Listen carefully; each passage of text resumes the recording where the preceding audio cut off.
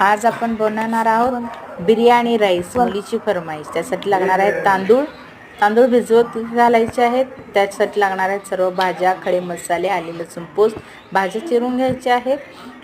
बिर्याणी मसाला लागणार आहे। पातेल्यामध्ये 2 चमचे तेल टाकून घ्यायचं आहे। त्यामध्ये मोहरी, जिरे, त्याचबरोबर कढीपत्ता, आले लसूण पेस्ट आपण घालून घेणार आहोत। सोबत खडे मसाले घालून घेणार आहोत आपण। त्यामध्ये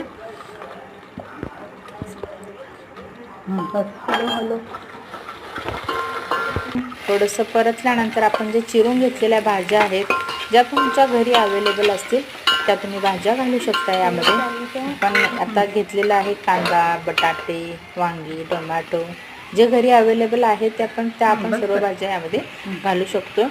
याचा हेतू हा की भाज्या मुलांच्या पोटात सर्व प्रकारच्या भाज्या या निमित्तानं मुलं खातील। पाणी उकळत ठेवतोय आपण थोडा वेळ, भाजीमध्ये थोडंसं तूप घालतोय।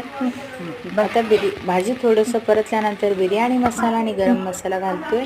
आता आपण भिजवून ठेवलेल्या तांदळातलं पाणी काढून ते तांदूळ उकळत्या पाण्यात घालतोय। त्यामध्ये 1 चमचा मीठ घालून हे तांदूळ 5 ते 7 मिनिटासाठी झाकून ठेवायचं आहे। भाजीमध्ये वरतून थोडंसं तिखट, कोथिंबीर, एक अर्धा चमचा मीठ घालायचं आहे। छानसं हलवून त्यामध्ये थोडंसं पाणी घालून झाकून ठेवायचं आहे।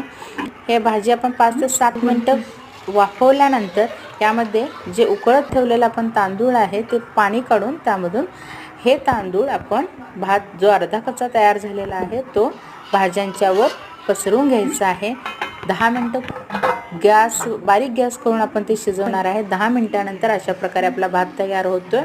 आता खालच्या भाज्या आपण हलवतोय आणि बघा किती मस्त भात तयार झालेला आहे आपला। अतिशय उत्तम, मस्त असा वास सुटलेला आहे। घरभर तयार आपली बिर्याणी तयार झालेली आहे।